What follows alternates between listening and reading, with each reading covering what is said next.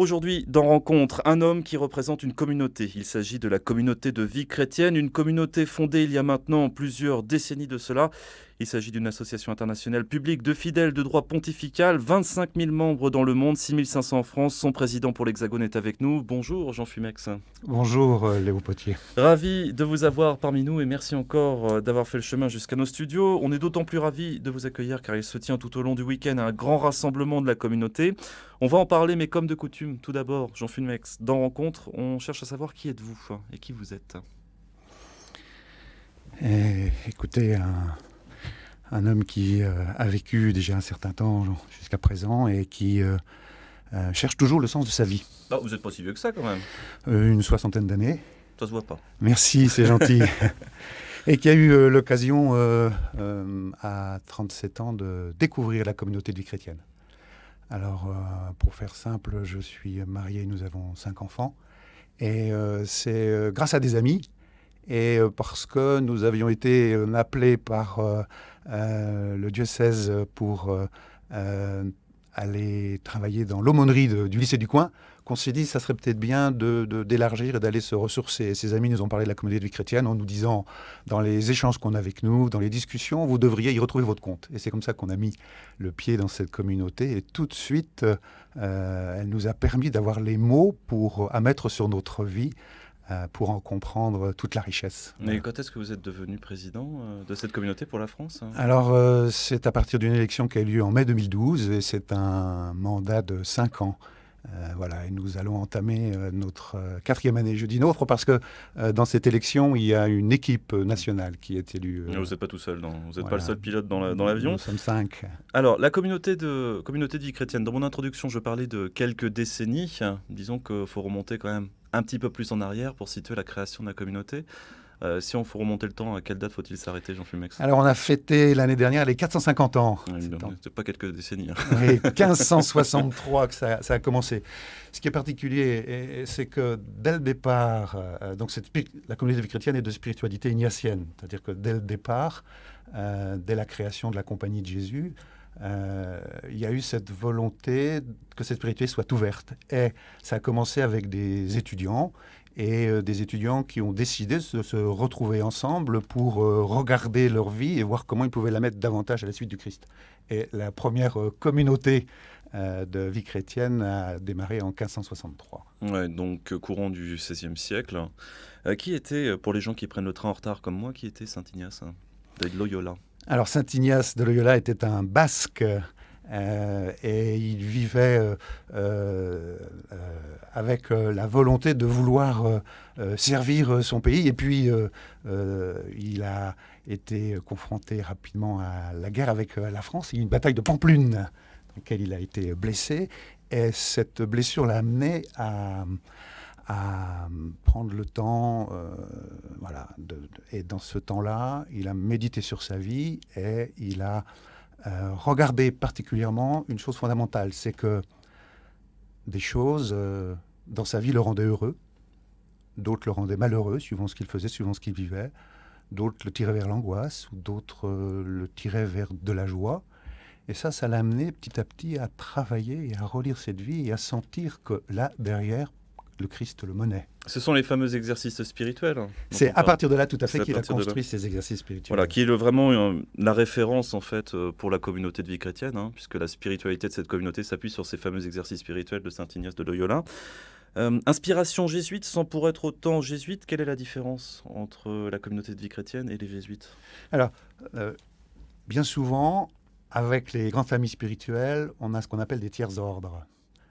Qui sont en lien très étroit avec la famille spirituelle en question. Et nous, notre lien, nous ne sommes pas un tiers-ordre, nous sommes, comme vous l'aviez évoqué, une association de laïcs reconnue... de droit pontifical. Oui, de fidèles plutôt que de laïcs, une association de fidèles, de droit pontifical. 1991, décret pontifical, qui donne véritablement un statut à cette communauté. Alors, en 1991, cette communauté a changé de nom. Elle était des congrégations mariales autrefois, et c'est devenu la communauté de vie chrétienne. Mais dès les congrégations mariales, il y a eu cette reconnaissance par le Vatican comme structure laïque. Ce qui veut dire qu'on est partenaire plutôt, collaborateur, et il n'y a pas de tutelle de la part des jésuites. Vous n'êtes pas la 5e roue du carrosse jésuite, entre guillemets. On peut lire comme ça.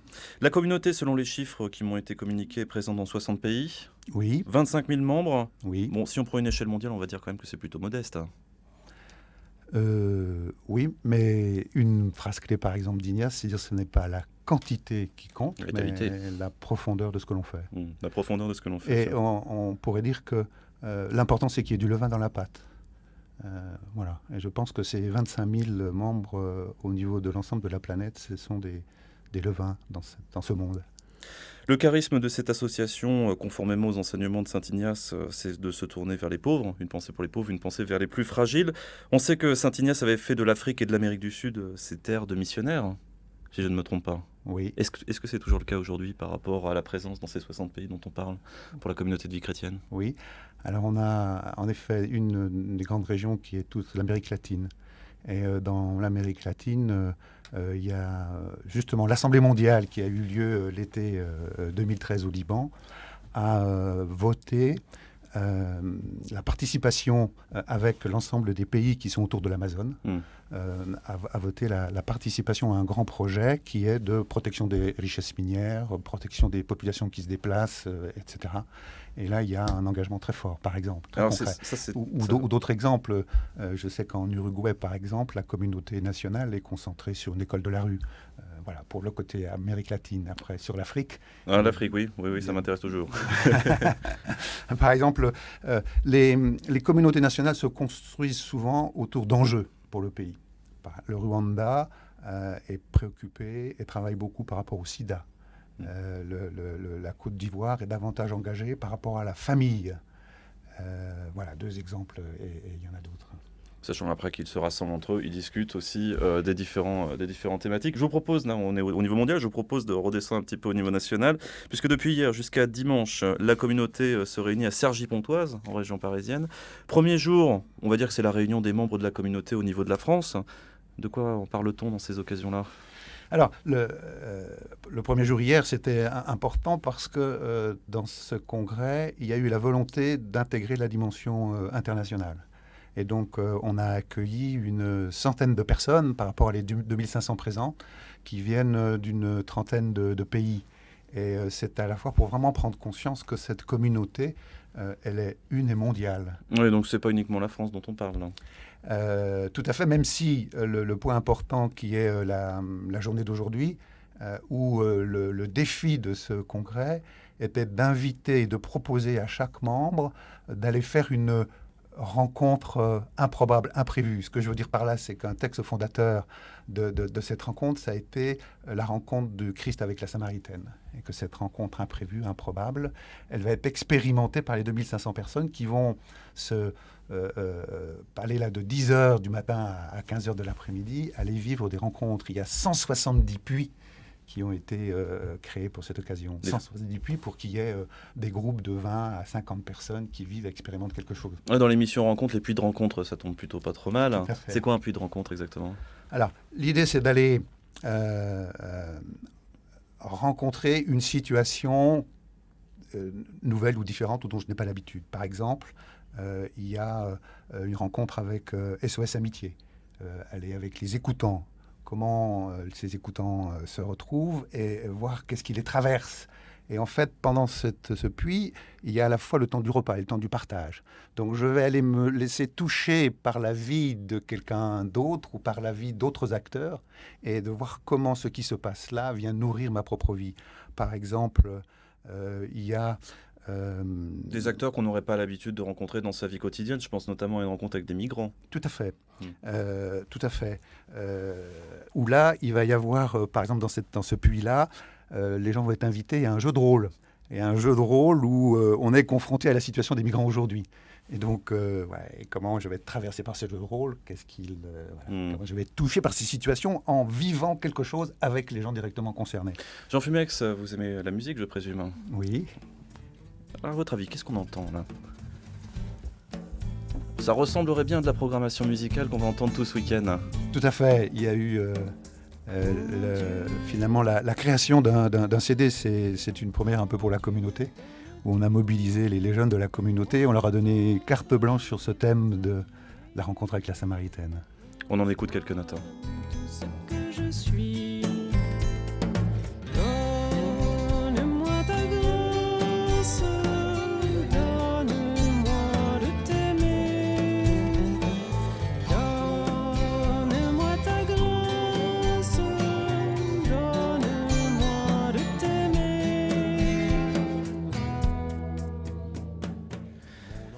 Un CD de programmation musicale qui, comme vous l'avez dit, est une première pour la communauté de vie chrétienne, en tout cas sur ces événements-là. En plus, c'est chez Bayard, donc on aura l'occasion de retrouver ce CD plutôt facilement, au fur et à mesure des années qui passeront. Jean Fumex, dans la minute qui nous reste, on a parlé des puits de rencontre. J'aimerais qu'on parle, pour terminer, de ce témoignage qui nous vient tout droit de l'Amazonie, avec Mauricio Lopez, le patron mondial de la communauté de vie chrétienne. J'ai une question pour vous. Qu'est-ce que l'Amazonie a à nous apprendre aujourd'hui ? C'est une situation très concrète pour nous faire comprendre que nous sommes co-créateurs de la création. Et c'est une invitation à entrer dans les changements nécessaires pour notre environnement.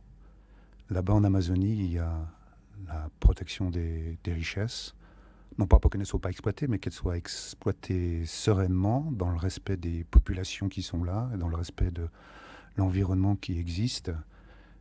Voilà, c'est une invitation à prendre le temps d'entrer en profondeur dans ce que nous désirons faire, pour que cela soit le plus juste possible, le plus aimant possible. Nous sommes invités à aimer ce monde. Et de veiller à un certain équilibre. Tout à fait. Quelque part. Tout à fait. Il y aura également, il y a encore plein de choses à dire, malheureusement le temps nous manque, il y aura également une rencontre avec des jeunes migrants, on en a parlé, plus une soirée festive, et je n'oublie pas évidemment la messe de clôture dimanche matin pour ce grand événement, l'Open Congrès et la rencontre des communautés de vie chrétienne qui se tient tout ce week-end. Merci beaucoup Jean Fumex. Merci à vous Laurent. On vous remercie encore, une belle fin de semaine à vous, un bel été pour tous ceux et toutes celles, chers auditeurs, qui souhaiteraient s'informer sur la communauté de vie chrétienne. C'est une adresse www.cvxfrance.com. Merci. Merci. Aujourd'hui, dans Rencontre, un homme qui représente une communauté. Il s'agit de la communauté de vie chrétienne, une communauté fondée il y a maintenant plusieurs décennies de cela.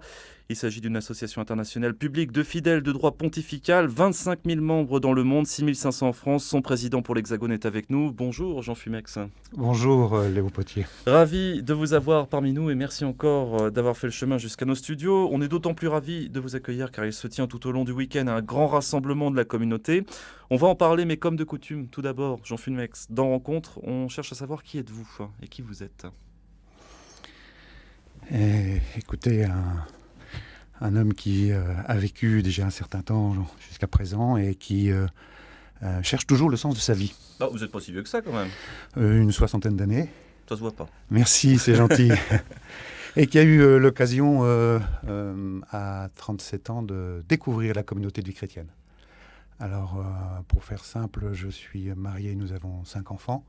Et c'est grâce à des amis et parce que nous avions été appelés par le diocèse pour aller travailler dans l'aumônerie du lycée du coin, qu'on s'est dit que ça serait peut-être bien d'élargir et d'aller se ressourcer. Ces amis nous ont parlé de la communauté de vie chrétienne en nous disant, dans les échanges qu'on a avec nous, dans les discussions, vous devriez y retrouver votre compte. Et c'est comme ça qu'on a mis le pied dans cette communauté. Et tout de suite, elle nous a permis d'avoir les mots à mettre sur notre vie, pour en comprendre toute la richesse. Mais quand est-ce que vous êtes devenu président de cette communauté pour la France ? Alors, c'est à partir d'une élection qui a eu lieu en mai 2012 et c'est un mandat de 5 ans. Voilà, et nous allons entamer notre 4e année. Je dis nôtre parce que dans cette élection, il y a une équipe nationale qui est élue. Vous n'êtes pas tout seul, vous n'êtes pas le seul pilote dans l'avion. Nous sommes 5. Alors, la communauté de vie chrétienne, dans mon introduction, je parlais de quelques décennies. Disons qu'il faut remonter quand même un petit peu plus en arrière pour situer la création de la communauté. Si on faut remonter le temps, à quelle date faut-il s'arrêter, Jean Fumex ? Alors, on a fêté l'année dernière les 450 ans. C'est pas quelques décennies. Oui, 1563 que ça a commencé. Ce qui est particulier, c'est que dès le départ, donc la communauté de vie chrétienne est de spiritualité ignatienne. C'est-à-dire que dès le départ, dès la création de la Compagnie de Jésus, il y a eu cette volonté que cette spiritualité soit ouverte. Et ça a commencé avec des étudiants des étudiants qui ont décidé de se retrouver ensemble pour regarder leur vie et voir comment ils pouvaient la mettre davantage à la suite du Christ. Et la première communauté de vie chrétienne a démarré en 1563. Ouais, donc courant du XVIe siècle. Qui était, pour les gens qui prennent le train en retard comme moi, qui était Saint Ignace de Loyola? Alors Saint Ignace de Loyola était un basque et il vivait avec la volonté de vouloir servir son pays. Et puis il a été confronté rapidement à la guerre avec la France. Il y a eu une bataille de Pampelune dans laquelle il a été blessé.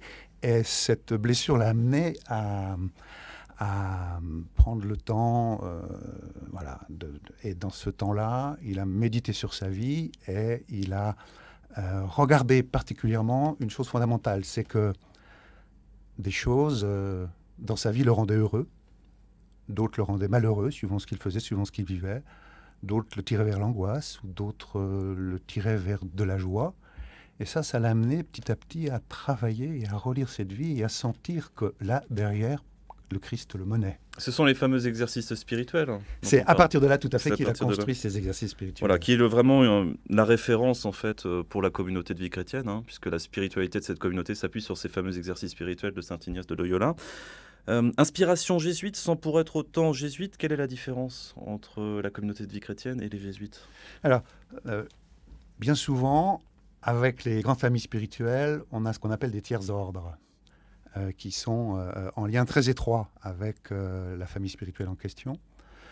Et nous, notre lien, nous ne sommes pas un tiers-ordre, nous sommes, comme vous l'aviez évoqué, une association de laïcs reconnue... de droit pontifical. Oui, de fidèles plutôt que de laïcs, une association de fidèles, de droit pontifical. 1991, décret pontifical, qui donne véritablement un statut à cette communauté. Alors, en 1991, cette communauté a changé de nom. Elle était des congrégations mariales autrefois, et c'est devenu la communauté de vie chrétienne. Mais dès les congrégations mariales, il y a eu cette reconnaissance par le Vatican comme structure laïque. Ce qui veut dire qu'on est partenaire plutôt, collaborateur, et il n'y a pas de tutelle de la part des jésuites. Vous n'êtes pas la cinquième roue du carrosse jésuite, entre guillemets. On peut le lire comme ça. La communauté, selon les chiffres qui m'ont été communiqués, est présente dans 60 pays. Oui. 25 000 membres. Oui. Bon, si on prend une échelle mondiale, on va dire quand même que c'est plutôt modeste. Oui, mais une phrase clé, par exemple, d'Ignace, c'est dire ce n'est pas la quantité qui compte, mais la profondeur de ce que l'on fait. La profondeur de ce que l'on fait. Et on pourrait dire que l'important, c'est qu'il y ait du levain dans la pâte. Voilà. Et je pense que ces 25 000 membres au niveau de l'ensemble de la planète, ce sont des levains dans ce monde. Le charisme de cette association, conformément aux enseignements de Saint Ignace, c'est de se tourner vers les pauvres, une pensée pour les pauvres, une pensée vers les plus fragiles. On sait que Saint Ignace avait fait de l'Afrique et de l'Amérique du Sud ses terres de missionnaires, si je ne me trompe pas. Oui. Est-ce que c'est toujours le cas aujourd'hui par rapport à la présence dans ces 60 pays dont on parle pour la communauté de vie chrétienne? Oui. Alors on a en effet une des grandes régions qui est toute l'Amérique latine. Et dans l'Amérique latine, il y a justement l'Assemblée mondiale qui a eu lieu l'été 2013 au Liban, a voté la participation avec l'ensemble des pays qui sont autour de l'Amazone, a voté la participation à un grand projet qui est de protection des richesses minières, protection des populations qui se déplacent, etc. Et là, il y a un engagement très fort, par exemple, très concret. Ou d'autres exemples. Je sais qu'en Uruguay, par exemple, la communauté nationale est concentrée sur une école de la rue. Voilà, pour le côté Amérique latine. Après, sur l'Afrique. L'Afrique, oui, ça m'intéresse toujours. Par exemple, les communautés nationales se construisent souvent autour d'enjeux pour le pays. Le Rwanda est préoccupé et travaille beaucoup par rapport au sida. La Côte d'Ivoire est davantage engagée par rapport à la famille. Voilà, deux exemples, et il y en a d'autres. Sachant après qu'ils se rassemblent entre eux, ils discutent aussi des différentes thématiques. Je vous propose, là on est au niveau mondial, je vous propose de redescendre un petit peu au niveau national, puisque depuis hier jusqu'à dimanche, la communauté se réunit à Cergy-Pontoise, en région parisienne. Premier jour, on va dire que c'est la réunion des membres de la communauté au niveau de la France. De quoi en parle-t-on dans ces occasions-là ? Alors, le premier jour hier, c'était important parce que dans ce congrès, il y a eu la volonté d'intégrer la dimension internationale. Et donc, on a accueilli une centaine de personnes par rapport à les 2500 présents qui viennent d'une trentaine de pays. Et c'est à la fois pour vraiment prendre conscience que cette communauté elle est une et mondiale. Oui, donc c'est pas uniquement la France dont on parle, là. Tout à fait, même si le point important qui est la journée d'aujourd'hui, où le défi de ce congrès était d'inviter et de proposer à chaque membre d'aller faire une rencontre improbable, imprévue. Ce que je veux dire par là, c'est qu'un texte fondateur de cette rencontre, ça a été la rencontre du Christ avec la Samaritaine. Et que cette rencontre imprévue, improbable, elle va être expérimentée par les 2500 personnes qui vont aller là de 10h du matin à 15h de l'après-midi, aller vivre des rencontres. Il y a 170 puits qui ont été créés pour cette occasion. 170 puits pour qu'il y ait des groupes de 20 à 50 personnes qui vivent et expérimentent quelque chose. Ouais, dans l'émission Rencontre, les puits de rencontre, ça tombe plutôt pas trop mal. Tout à fait. C'est quoi un puits de rencontre exactement? Alors, l'idée, c'est d'aller rencontrer une situation nouvelle ou différente ou dont je n'ai pas l'habitude. Par exemple, il y a une rencontre avec SOS Amitié. Elle est avec les écoutants. Comment ces écoutants se retrouvent et voir qu'est-ce qui les traverse. Et en fait, pendant ce puits, il y a à la fois le temps du repas et le temps du partage. Donc je vais aller me laisser toucher par la vie de quelqu'un d'autre ou par la vie d'autres acteurs et de voir comment ce qui se passe là vient nourrir ma propre vie. Par exemple, il y a... Des acteurs qu'on n'aurait pas l'habitude de rencontrer dans sa vie quotidienne. Je pense notamment à une rencontre avec des migrants. Tout à fait. Tout à fait. Où là, il va y avoir, par exemple, dans ce puits-là, les gens vont être invités à un jeu de rôle. Et un jeu de rôle où on est confronté à la situation des migrants aujourd'hui.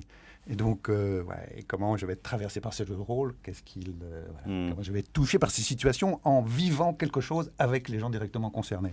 Jean Fumex, vous aimez la musique, je présume? Oui. À votre avis, qu'est-ce qu'on entend là? Ça ressemblerait bien à de la programmation musicale qu'on va entendre tout ce week-end. Tout à fait. Il y a eu finalement la création d'un CD, c'est une première un peu pour la communauté, où on a mobilisé les jeunes de la communauté, on leur a donné carte blanche sur ce thème de la rencontre avec la Samaritaine. On en écoute quelques notes. Tout ce que je suis, donne-moi ta grâce, donne-moi de t'aimer, donne-moi ta grâce, donne-moi de t'aimer.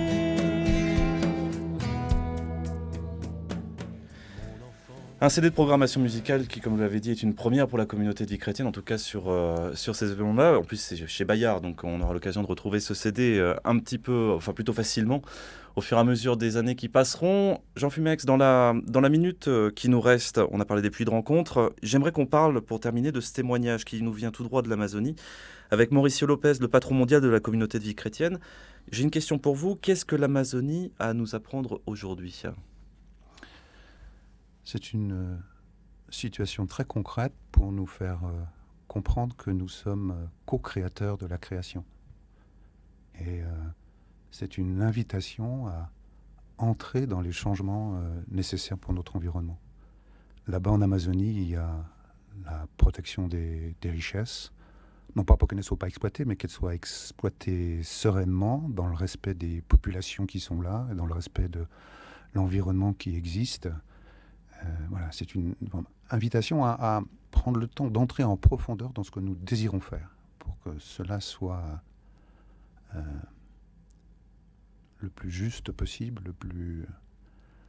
le plus aimant possible. Nous sommes invités à aimer ce monde. Et de veiller à un certain équilibre. Tout à fait. Quelque part. Tout à fait. Il y aura également, il y a encore plein de choses à dire, malheureusement le temps nous manque, il y aura également une rencontre avec des jeunes migrants, on en a parlé, plus une soirée festive, et je n'oublie pas évidemment la messe de clôture dimanche matin pour ce grand événement, l'Open Congrès et la rencontre des communautés de vie chrétienne qui se tient tout ce week-end. Merci beaucoup Jean Fumex. Merci à vous Laurent. On vous remercie encore, une belle fin de semaine à vous, un bel été pour tous ceux et toutes celles, chers auditeurs, qui souhaiteraient s'informer sur la communauté de vie chrétienne. C'est une adresse www.cvxfrance.com.